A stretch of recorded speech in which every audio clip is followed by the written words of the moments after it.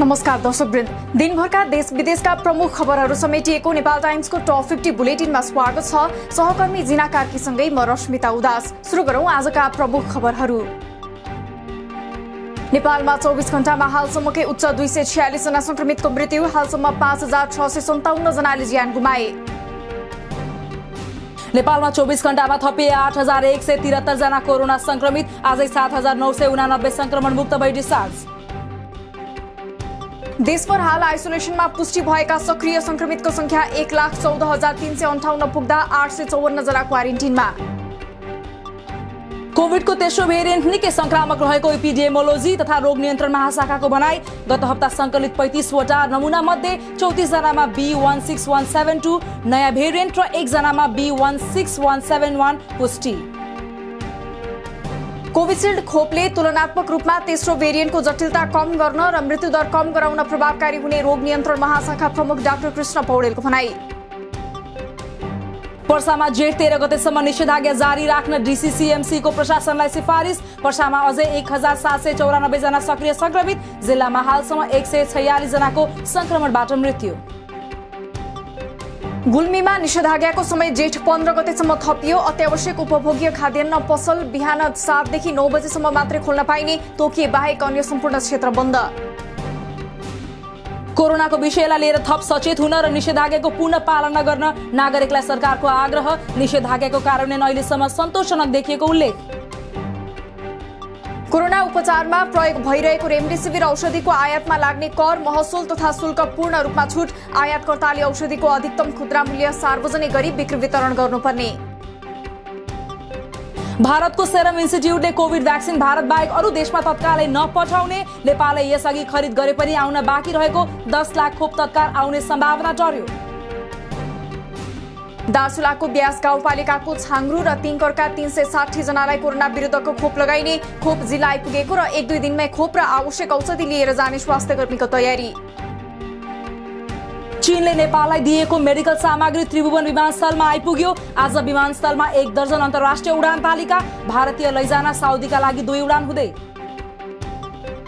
महामारी रोकथाम तथा नियन्त्रणका लागि स्पेनले नेपाललाई सहयोग बापत स्वास्थ्य सामग्री पठाउँदै। बिहीबार एक चार्टर्ड विमान भेन्टिलेटर, अक्सिजन कन्सन्ट्रेटर, PPE लगायतका स्वास्थ्य सामग्री लिएर नेपाल आइपुग्ने।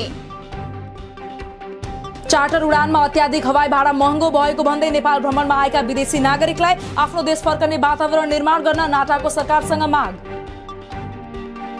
विदेशी नागरिकलाई नेपालबाट स्वदेश फर्काउन जारी गरिएको चार्टर्ड उडानका सम्बन्धमा अनियमितता भएको जानकारी भए उजुरी गर्न पर्यटन मन्त्रालयको आह्वान।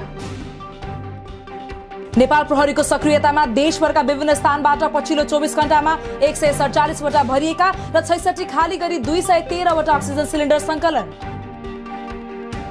देशभरका 8 स्थानमा 1,000 क्षमताको होल्डिङ सेन्टर स्थापनाको काम अघि बढेको उप प्रधानमन्त्री ईश्वर पोखरेलको भनाई। अक्सिजनको अभावलाई पूरा गर्न पहल गरिरहेको उल्लेख।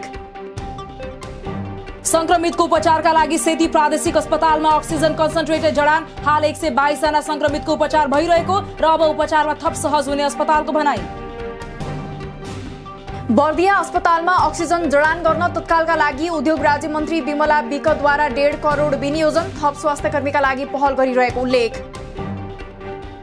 अक्सिजन सिलिन्डर कारोबारी गरेको आरोपमा पाटन अस्पताल परिसरबाट 3 जना पक्राउ। एउटा अक्सिजन सिलिन्डरको 41,000 सम्म लिएको खुलासा। थप अनुसन्धान जारी। अक्सिजन प्लान्ट खरिद प्रक्रियामा अनियमितताको आशंकामा सल्यान अस्पतालसँग खरिद सम्बन्धी कर्णाली प्रदेशसभाको सार्वजनिक लेखा समितिद्वारा कागजात माग। कागजात बुझाउन 7 दिनको समय। सरकारी निर्देशनको अवज्ञा गर्दै डडेलधुरा अस्पतालले कोरोना परीक्षण गर्दा सबैको शुल्क लिँदै। लक्षण भएका र कन्ट्याक्ट ट्रेसिङमा परेका मात्र नभई फलोअप गराउँदा समेत शुल्क लिने गरेको खुलासा। लमजुङको भुलभुले आसपास केन्द्रबिन्दु भएर गएको 5.3 रेक्टर स्केलको भूकम्पका कारण घाइते भएका 6 जना उपचारपछि घर फर्किए। भूकम्पका कारण 30 घरमा क्षति। संवैधानिक परिषद सम्बन्धी अध्यादेशबारे राष्ट्रपतिका नाममा सर्वोच्च अदालतद्वारा कारण देखाउ आदेश जारी। छलफलका लागि 17 गते अदालतमा उपस्थित हुन दुवै पक्षलाई निर्देशन। प्रधानमन्त्री केपी शर्मा ओलीद्वारा नै राष्ट्रसभा उपचुनावका लागि बनाइएको आचार संहिताको उल्लङ्घन। मौन अवधिमा ओलीले पार्टीको चुनाव चिन्ह र उम्मेद्वारलाई भोट माग्दै अपिल पत्र सार्वजनिक गरे। बागमती प्रदेशमा भोलि हुने राष्ट्रिय सभा उपचुनावको सन्दर्भमा आचार संहिता उल्लङ्घन भइरहेको भन्दै आयोगको ध्यानाकर्षण। आचार संहिता विपरीत कार्य गर्ने व्यक्ति संस्थालाई कारबाही गर्न सक्ने चेतावनी। निर्वाचन आचार संहिता उल्लङ्घन गर्दै प्रधानमन्त्री ओलीले नै मौन अवधिमा मत माग्दै वक्तव्य दिएको भन्दै नेपाली कांग्रेसद्वारा भर्सना। आचार संहिता उल्लङ्घन गर्ने जोसुकैलाई कारबाही गर्न माग। राष्ट्र सभा उपनिर्वाचनमा बादललाई मतदान गर्न प्रधानमन्त्री केपी शर्मा ओलीको आह्वान। पार्टी उम्मेद्वारहरूलाई मतदान नगर्नु बहुदलीय शासन प्रणालीमा स्वीकार्य र क्षम्य नहुने चेतावनी। राष्ट्र सभाको 2 रिक्त पदका लागि निर्वाचन आयोगको तयारी अन्तिम चरणमा। बागमती प्रदेशतर्फ भोलि बिहीबार र लुम्बिनी प्रदेशतर्फ रिक्त 1 सदस्यका लागि 17 जेठमा उपनिर्वाचन हुँदै।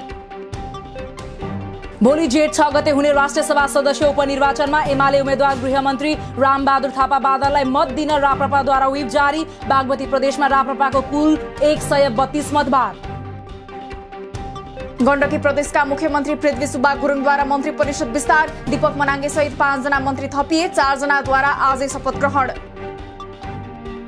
अल्पमतको सरकार गठन भएको गण्डकी प्रदेशमा बहुमत जुटाउन कार्य विभाजन नियमावली 2074 संशोधन। विश्वासको मत लिन आवश्यक 3 मतका लागि प्रदेशमा 11 वटा मन्त्रालय बनाउने तयारी। मुख्यमन्त्री बाशंकर पोखरेलको नियुक्ति विरुद्ध लुम्बिनी प्रदेशका विपक्षी दल अदालत जाने। तत्कालीन अवस्थामा पोखरेलको पक्षमा बहुमत नभए पनि मुख्यमन्त्री नियुक्त गरेको विपक्षी दलहरूको दाबी। जेठ 17 गते हुने लुम्बिनी प्रदेशको राष्ट्रिय सभा सदस्य उपनिर्वाचनमा राष्ट्रिय जनमोर्चाले दृगनारायण पाण्डेलाई समर्थन गर्ने। ओलीको कदमलाई प्रतिगमन भन्दै त्यस विरुद्ध आउने सबै शक्तिसँग सहकार्य गर्ने उल्लेख। निषेधाज्ञाको समयभर करदातालाई कर तिर्न ताकेता नगर्न सरकारको नाममा सर्वोच्चद्वारा अन्तरिम आदेश जारी। निषेधाज्ञा सकिएपछि बाटोको म्याद बाहेक 1 महिनाभित्र कर तिर्ने सूचना दिन सक्ने। भौतिक रूपमा सञ्चालन गर्न सम्भव नभएपछि स्थानीय तहहरूले आन्तरिक मूल्याङ्कन गरेर नतिजा सार्वजनिक गर्न विद्यालयहरूलाई निर्देशन दिन थाले। रोकेका कक्षाका परीक्षाबारे निर्णय हुन बाँकी। अक्सिजन उत्पादन गर्न कम्पनीहरूलाई जग्गा लगायतका पूर्वाधार औद्योगिक क्षेत्र व्यवस्थापनले उपलब्ध गराउने। छिमेकी देश चीन र भारतबाट लिक्विड अक्सिजन ल्याउनुपर्ने आवश्यकतामा जोड। नवलपरासीमा प्रहरीको गोली लागि घाइते भएका अविनाश रायको मृत्यु। अर्का 1 घाइते। भारतबाट आउँदै गरेका 3 युवालाई रोक्न खोज्दा अटेर गरेकोले गोली चलाउन बाध्य भएको प्रहरीको भनाई। मोरङ रङ्गेली नगरपालिकामा घाँटी रेटी हत्या गरिएको अवस्थामा 24 वर्षीय अनिता यादवको शव फेला। सामान्य घरायसी विवादमा आफ्नै देवर 19 वर्षीय विनोद यादवले हत्या गरेको प्रहरीको भनाई। काठमाडौँबाट रुकुम पश्चिमको लागि छुटेको 1 बस दाउनेमा दुर्घटनाग्रस्त हुँदा 4 जनाको मृत्यु, 49 जना घाइते। मृतक मध्ये 2 जनाको मात्र पहिचान, चालक पक्राउ। आज र भोलि देशका विभिन्न ठाउँमा भारी वर्षा हुन सक्ने भएकाले सतर्क रहन जल तथा मौसम विज्ञान विभागको अनुरोध। बाक्लो हिमपात हुन सक्ने भएकाले आरोहणमा गएकाहरूलाई सुरक्षित रहन आग्रह। महामारीका कारण यस वर्ष भोटो जात्रा नगरिकन रथबाट रातो मच्छिन्द्रनाथको मूर्तिलाई आज ललितपुरको बुगमती लगियो। यो सँगै यस वर्षको मच्छिन्द्रनाथको जात्रा सम्पन्न।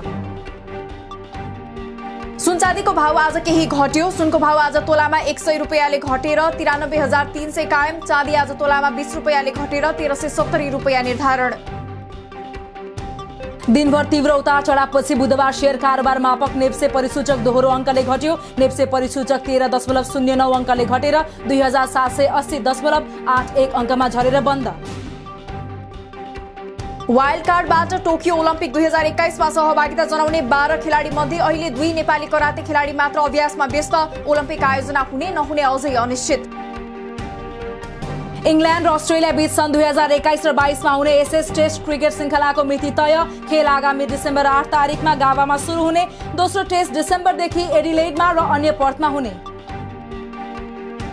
भारतमा 24 घण्टामा अहिलेसम्मकै धेरै 4529 संक्रमितको मृत्यु। दैनिक मृतकको संख्यामा अमेरिकालाई पछि पार्दै भारतले बनायो रेकर्ड। थप 2,67,000 मा संक्रमण पुष्टि।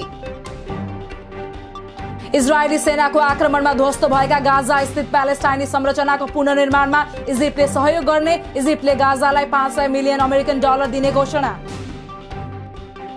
दक्षिणी चीनको सेन्जेन शहर स्थित एक 73 तले भवन भूकम्पको धक्का आएपछि अचानक हल्लियो। भागदौड मचिएपछि भवनलाई खाली गराइयो। भवन कसरी हल्लियो भन्ने बारे अनुसन्धान हुँदै। र अमेरिकी पूर्व राष्ट्रपति ट्रम्पको कम्पनी ट्रम्प अर्गनाइजेसनमाथि फौजदारी अनुसन्धान सुरु। अनुसन्धान राजनैतिक उद्देश्यप्रति प्रेरित रहेको ट्रम्पको दावी।